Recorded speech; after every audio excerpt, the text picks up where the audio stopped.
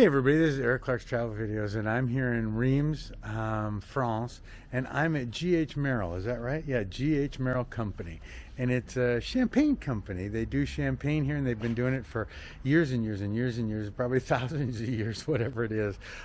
So much that they've done a hand dug cellars, and you have to walk down, and I'm going to do a tour. It's a 75-minute tour. Oh my gosh, and it's going to be a big one, but you get 2 glasses of wine or champagne at the end. And so these are one of the things. It's a UNESCO World Heritage Site, and I have a thing here about it, but I'll turn the thing around, the camera, and you can see what I see. Let's do it together. Here we go. So this is the place. It's called Les Caves. Oops, let me get my camera set right. There we go. And so Les Caves, the cellars, and that's what it says about it. You can hit pause and read it. Mason G.H. Martel was founded in 1869 among the prestigious avenues of, and it's Epernay, I don't know, blah, blah, blah, but I guess some champagnes are better than others, and I guess Epernay is like one of the top of the line. I know as much about champagne as I know about removing a spleen or something. Anyway, so here, but it has like these amazing things. So it's got these cellars you go down to and all this other stuff, and they're going to tell you all about it. So anyway, so hit pause if you want to read all that too. And then this is what it looks like. And what the heck? Let's go drink some champagne and get fuzzy. Let me turn the camera around a little bit, and let me share with you this. And oh, that's still me. Hi, Eric. That's what I wanted to show you. Champagne. G.H. Merrill. Okay. And it's got this gate. Oh, it's got a sign too. Look at that. Education. And this is what it looks like. Cool. And does it say anything up here? G.H. Martel Champagne House was founded in 1869, moved to this location in 1999. It was taken over by the Rapeneau family, which has been established in Champagne since the 1900s. And then I think there's more down here. They remodeled the place, blah, blah, blah. Anyway, but you can see kind of the pictures of the cellars and the buildings and everything else. And then here's their courtyard. Darn camera, up, down, up, down, up, down. Anyway, this is it. So let's go inside and see what we can find. And let's go drink some champagne. What the heck? Have I ever done champagne? And this is a Champagne Valley. It is, this whole area is nothing but champagne. So when you go to a restaurant, you can get pretty cheap champagne, but pretty cool. Okay, bye everybody. Okay, so you gotta watch your head here. Ugh. You have to go down the stairs to the basement.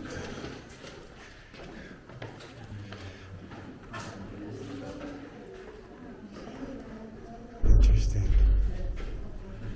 Okay. So this is where the cellar starts. And it's interesting that they have a little, I was just looking at your that's all right. Oh, you're fine. I was just looking at that. So, and you can still follow me, so we can still go down in the cellars, please. Okay. There's lots of stairs, huh? Yes. That's why you don't drink before coming in the cellars. It just makes it a little funner. Oh. It's a little more dangerous also. It's very short in here. Yes. For the moment. Wow. And this was all hand dug? Sorry? Hand dug? Yes. Wow. Wow, wow. Oh my gosh, look at this.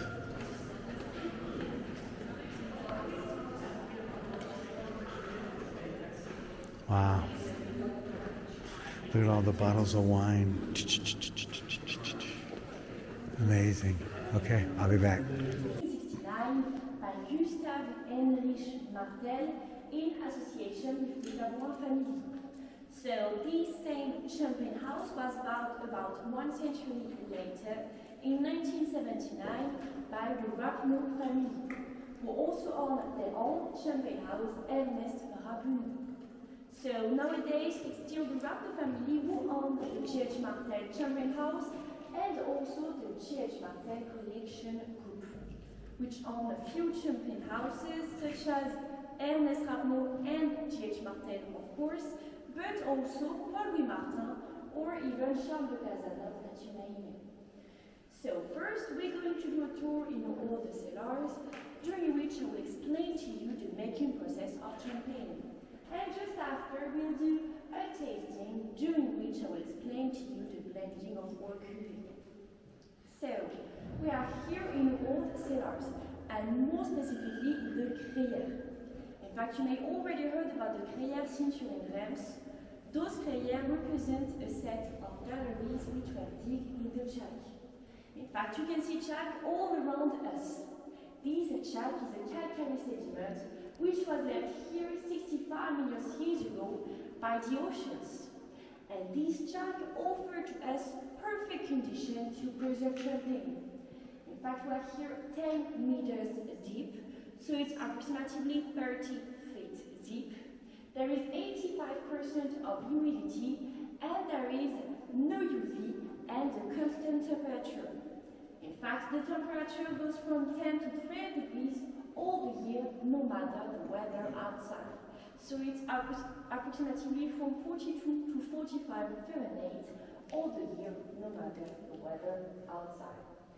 In fact, it's useful to know that to preserve your champagne, we recommend you to keep it away from the UV, because the UV are going to damage the aromas of your champagne. And during the production, a constant temperature will allow us to create fermentation and aging, for example. Even after the production, when you buy your bottle, we recommend you to keep it at a constant temperature to preserve its aromas. So, to make this champagne, we'll need grapes. So, we're going to harvest these grapes during the vendange, which are taking place between the end of August and the beginning of September. So during those vendanges, we're going to harvest different types of grapes that we call cépages. So there is 3 main types of grapes, so 3 main cépages, in which you'll find the Pinot Noir and the Baillet, which are grapes with black skin and white juice, and the Chardonnay, that you may know, which is a grape with white skin and white juice. There is also 4 other types of grapes, 4 other cépages that we call the forgotten one. So we call it like this because it only represents 0.3% of the grapes grown in Champagne. So in those forgotten grapes, you will find the Arban, the Petit Meunier, the Pinot Gris, and the Pinot Blanc. And so all of those forgotten grapes are grapes with white skin and white juice. So what's also interesting is the fact that during those vendanges, we're going to harvest the grapes by hand. In fact, it's one of the rules coming from the protected appellation Champagne. You may already know it, but to call the sparkling wine a Champagne, you have to respect the rules of the protected appellation Champagne. So, for example, you have to harvest the grapes by hand, but you also have to use grapes from the Champagne region and to produce your champagne in the Champagne region. There is a lot of other rules during all of the production. I will talk about one of them during the next step of the process. So, after the vendange, we're going to do what we call the press. So we're going to press really gently and separately each grape. So we're going to do it separately, so types of grapes by types of grapes, cépage by cépage, and villages by villages. That we can also say cru by cru. Because in Champagne and in wine in general, a cru is a village. So we're going to press those grapes separately and really gently. In fact, we're going to press those grapes at 1 bar. So 1 bar, it's not much, it's approximately the height of your finger on the grape. And so the goal here is to not damage the skin of the grape so it doesn't color the juice of it. Because of course, in Champagne, we need the white juice. Except when we want to make a Champagne rosé, but I will talk about the making process of Champagne rosé during the tasting. So after the grass will get a pressed juice. So we're going to put this pressed juice into stainless steel barrel so it can do a first fermentation.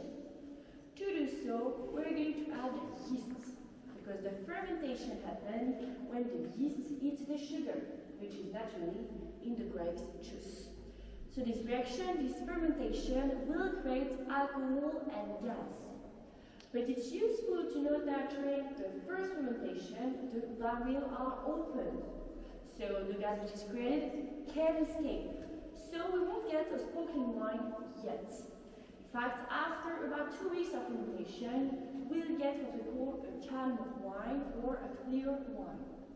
So after those 2 weeks of fermentation, we're going to close the barrel to let those clear wine rest until spring. And you can now follow me for the next step of the process, please. If a wine is made or a champagne is made in America, it can't be champagne. It can only be champagne if it's made here. Yes, if it's made outside of the Champagne region, it cannot be called a champagne. So, for example, even if you make a sparkling wine in Bourgogne or in the south of France, you cannot call it a champagne. Okay, cool. Thank you. I didn't know that. Made with bread with black skin and white cheese. So either Pinot Noir Meunier or even 100% Pinot Noir, 100% Meunier. In general, Pinot Blanc and Noir, you will find a lot of Pinot Noir, which will bring the structure to your champagne, and more specifically, will bring red fruit aromas, which makes the Blanc de Noir a perfect champagne to drink with dark chocolate cake, for example. The Blanc de Blanc, when it's done with 100% of Chardonnay, will bring citrus aromas, mineral aromas, so it will be a refreshing champagne, perfect for summer aperitifs or with some fish, for example. So that's also during the blending that we're going to make the difference between a vintage and a non-vintage. In fact, a vintage is a champagne with grapes from the same year. So it can be different types of grapes from different villages, but all of those grapes have to be harvested during the same year. That's how you're going to recognize your vintage thanks to the year that you'll find on the wine.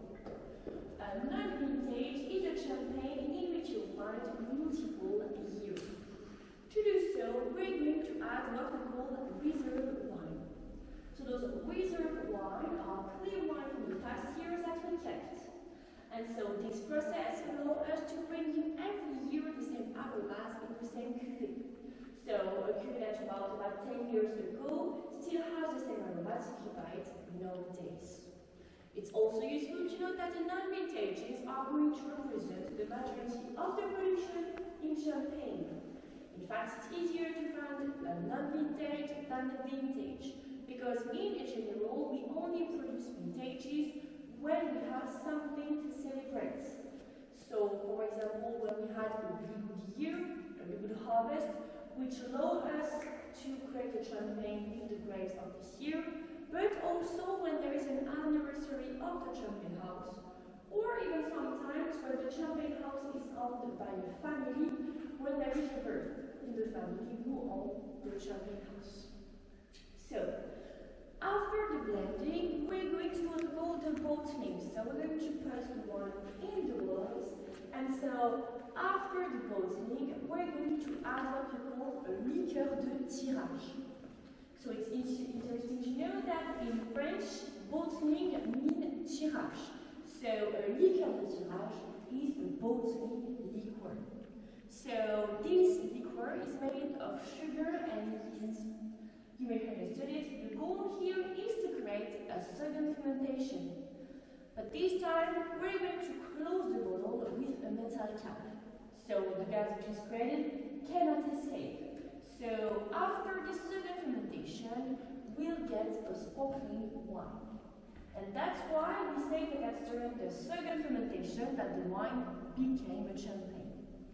And you can now follow me for the next step of the process, please. During the age, the more the champagne is going to age, the more complex its aromas are going to be. The younger the champagne will be, the simpler its aromas are going to be. So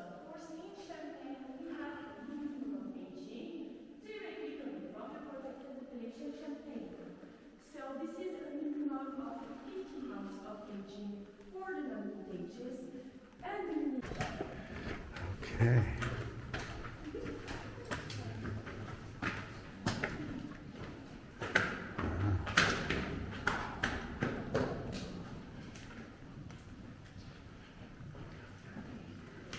Look at all the bottles. Crazy.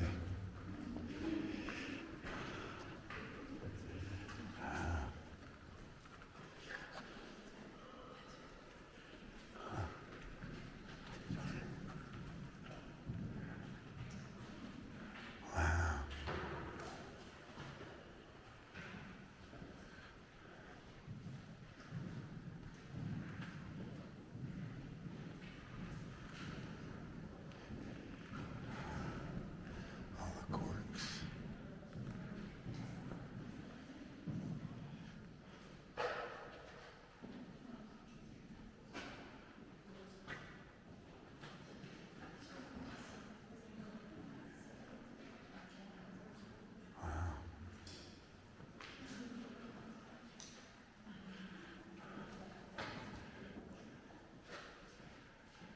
So, after the aging, we need to get rid of the yeast. In fact, you may already do it, but we're not going to drink a champagne with dead yeast in it.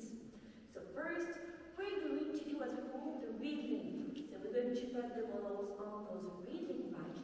And so back in time, someone was in charge of riddling each bottle each day from 1 quarter. So in about 4 or 6 weeks, it comes from an horizontal position to a vertical one. As you can see, just behind you, it will allow the bees to slide into half of the bottle. So back in time, had people to do it. Nowadays, it's made with machines that we call a gyro palette. And it takes about 4 or 6 days to finish to riddle all of the bottle. So it's faster. After the riddling, we're going to what we call the disgorgement. So we're going to put this part of the bottle in liquid azote, so it's freezing water, to freeze it and to trap the leaves in the ice. So after the aging, there is a lot of pressure in the bottle, approximately 8 bar of pressure. So when you're going to open the bottle, the pressure will allow the ice and so the leaves to escape from the bottle. And so thanks to the disgorgement, we'll get rid of all of the leaves in the bottle. But even though nowadays it's made with machines, we still use a little bit of champagne during this step. So in general, after the disgorgement, we're going to add a little bit more of champagne in the bottle to get the right amount of champagne in each bottle. And so after the disgorgement, your champagne is almost ready. There is only one step left. Wow. So they freeze it. Wow. Huh. Sorry. Oh, and the settlement settles, so they have to twist the bottle every time. Sorry.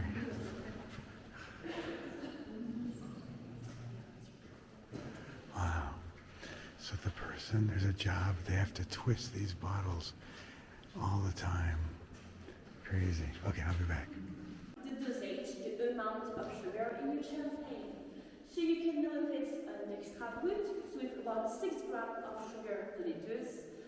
Brut, which is the classical dosage in champagne, between 10 and 12 grams of sugar per liters. Or even some sweeter champagne, such as the demi-sec, which is made with more than 40 grams of sugar per liters. Or even the highest amount of sugar in champagne, the highest dosage, which is the doux, that we can also call sweet, because it's made with more than 50 grams of sugar per liters. There is also a dosage with 0 grams of sugar per liters that we're going to call the brut nature. So what's interesting with this dosage is the fact that it's going to influence what you can eat with your champagne. In fact, such as the aging, the sweeter your champagne will be, the heavier it will be to drink.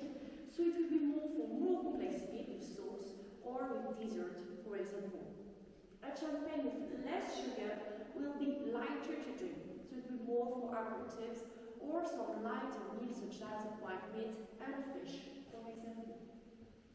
So, after the end of this liquor dosage, your champagne is now ready. We're now going to clean the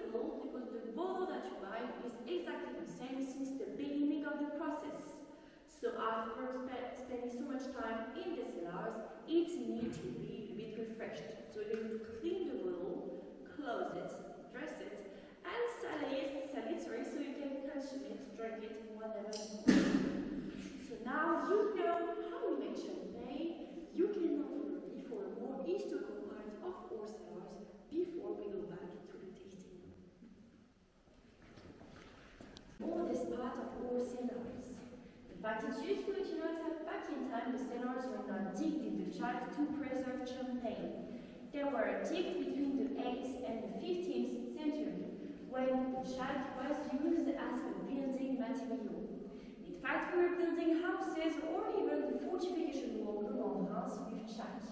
So we were extracting chalk from those extracting wells that you can see just here, and that you might see during all of the tour if you were a little bit curious of what was above your head. Just behind you, you will find on the wall a circulation well, which was used back in time to go in the cellars.